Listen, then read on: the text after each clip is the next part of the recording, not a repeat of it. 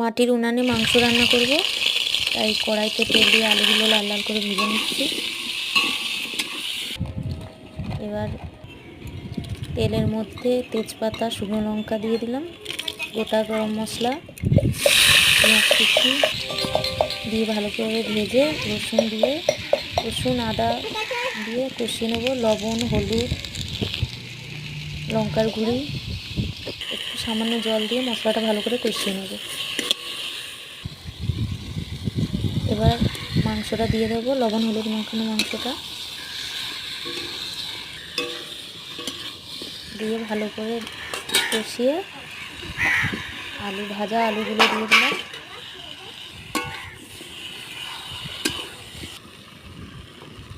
মাংসটা ভালো করে কষানো হয়ে গেছে, এবার জল দিয়ে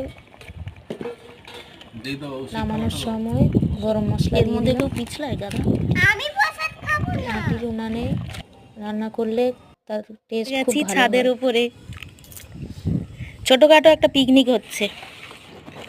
বাবু, রান্না কেমন হয়েছে?